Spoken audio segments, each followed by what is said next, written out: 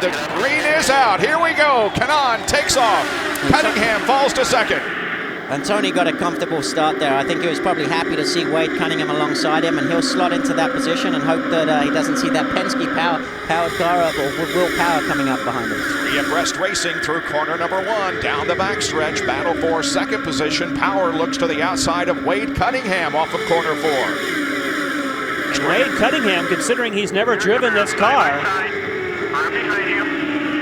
It'd be interesting to know if he's even comfortable in it. I'm sure he's hanging in there, considering that's pretty brave duty right there. But he's doing the right thing by staying low.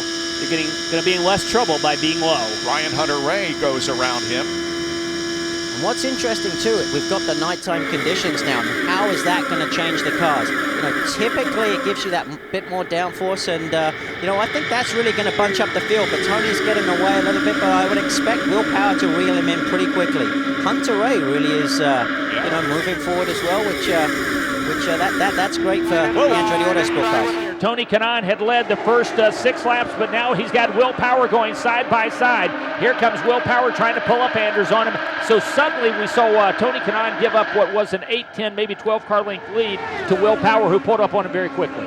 Yeah, it looks like the power car is really hooked up now, and maybe the slightly colder, denser air here is helping them out. And let's see if he can challenge for the lead here. It could be interesting. He's going to pop to the outside once again, Mark, as they head to turn number 1. Will Power going to try to challenge that Geico car. Awfully tough for people to pull even through 1 and 2, but he can't leave the bottom of the racetrack open because right there's the sun drop machine of Ryan Hunter-Reay. Ray wants the bottom of the racetrack. Now he'll tuck into the tire tracks of Will Power.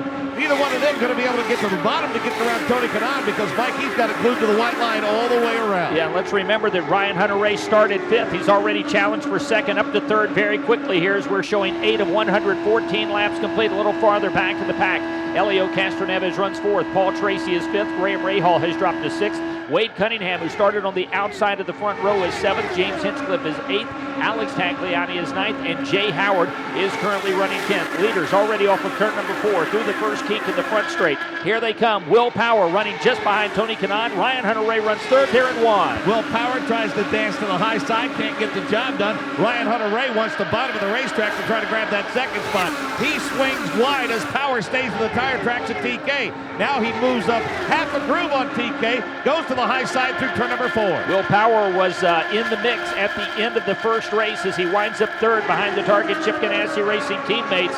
Doesn't want to find himself in that position here in the second twin. As Mark James, he's less than a car length off the rear wing of Tony Kanaan. I know it's only half the points, but the big advantage early on in this second race has to go to Will Power. He's in the points championship battle with Dario Franchitti. Power got the luck of the draw. He started up front, battling for first place now with Tony Kanaan. Meanwhile, Dario still mired around 27th place. Yep, so Tony Kanaan, as we mentioned, out in front. But Mark, as you said, the points championship certainly of much consideration for Will Power at this point, as he's got the possibility of perhaps picking up a lot of points on Dario Franchitti, who scored big in race number 1 here tonight and earns 27 points.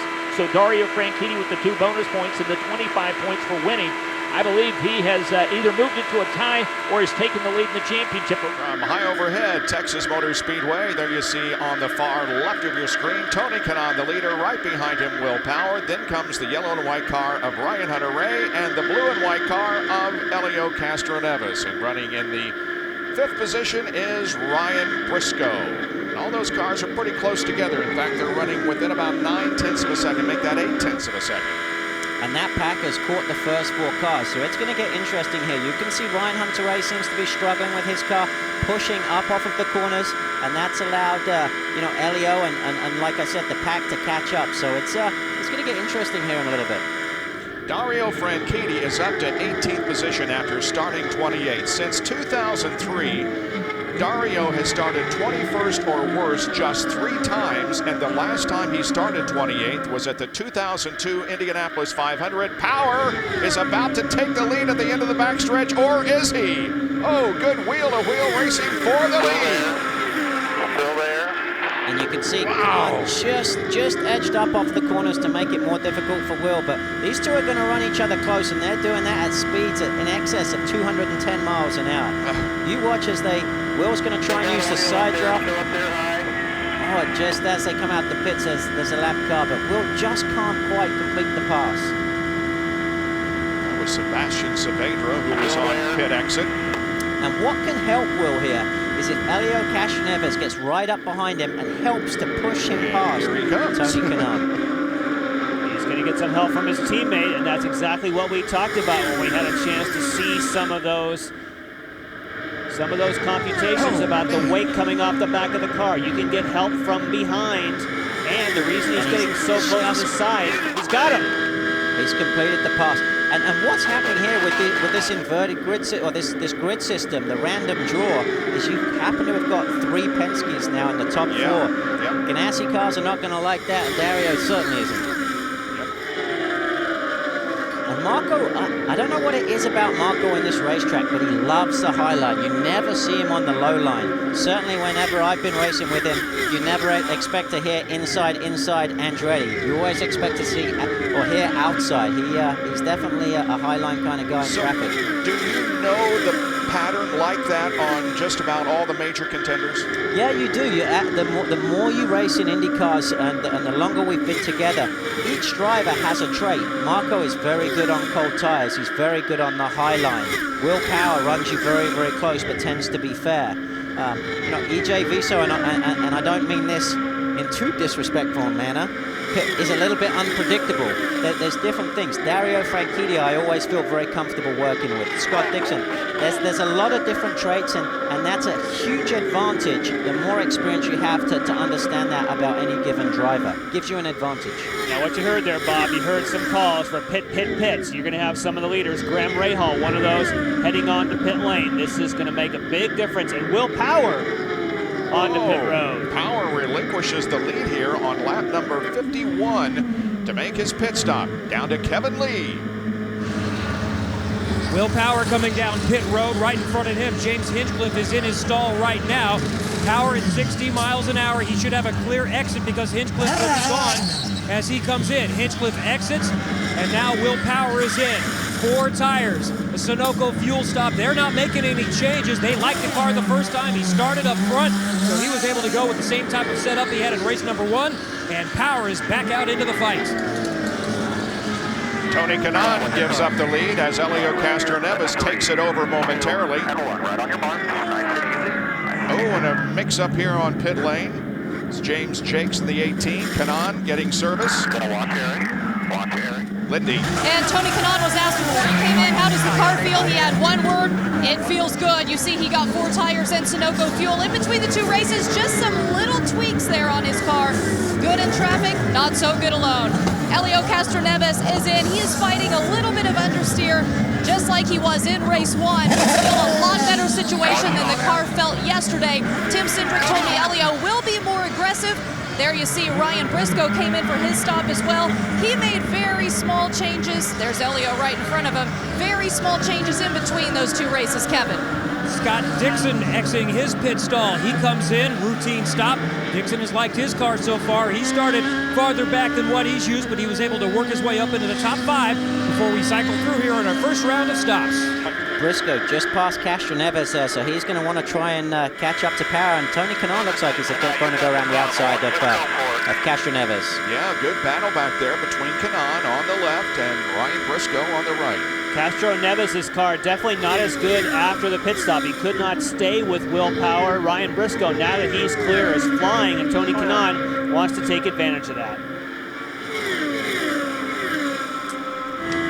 And I'm gonna show you guys something here. You can look at Will Power's RPM lights right there. Now that car and engine are working in the perfect range. You'll see he's just keeping on 1 light. What they do as engineers, they try and keep it within a very small window. The maximum RPM is 10,300, and the minimum you want to drop to is about 9.9. And with those lights, I can tell that that's working in just the range that the Penske team will want the car to be working in. So that's very positive. Good stuff. Team Penske is running 1, 2, 3, Kevin. And Will Power started in the 3rd position, and he's running up front now.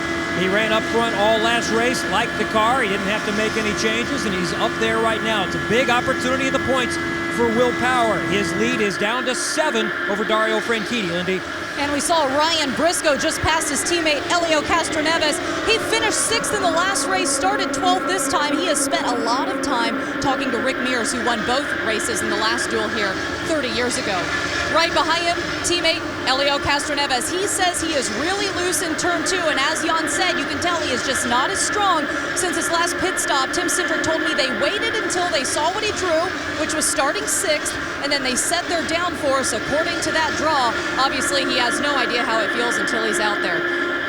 Dixon's coming hard. Simona Di Silvestro on the number 78 machine gets to the bottom of the racetrack, gives Will Power plenty of room. Now she moves up just a little bit, and Power has to let some.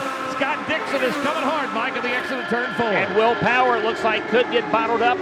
Will he get bottled up behind some lap traffic now with under 3 laps remaining, Mark, as he heads to you in turn number 2. Yeah, that's the 59 machine of Vizo, the 14 machine of Vitor Mira, and the number 24 machine of Adam Beatrice. All are running in front of Will Power as he exits turn number 4. They're about 10 car lengths in front of him. So Will Power will come off of turn number 4. The same question for Powers, the same question for Dixon. The lap traffic, how will it come into play as Dixon tries to work his way around Simona Di Silvestro, leader in front of you, Mark, in 2. Simona holds her line to the bottom side. No problem for Dixon. Now he's got nothing but clean racetrack in front of he and Will Power. The lap's winding down. Does Dixon have enough time, and will traffic come into play for Will Power? And did he close the gap big time in the back straight? 113 laps are going to be shown complete. White flag is out for the race leader, Will Power. Scott Dixon closing fast. Mark Jane's final lap there in 1. The 3 cars in front of him again. The 59 machine, the 14 machine, the 24 machine of Adam Beatrice. I don't think he's going to have enough time, Mike. A pretty sizable advantage for Will Power. He's going to finally shake loose of the demons on the ovals as he exits turn number 4. 3 lap cars in front of Will Power. Here comes Scott Dixon closing the gap. He's not going to have enough time. The man from down under has claimed victory here at Texas Motor Speedway for the 7th time. Team Penske will roll into victory lane, and Will Power beats Scott Dixon to the line by 94 hundredths of a second.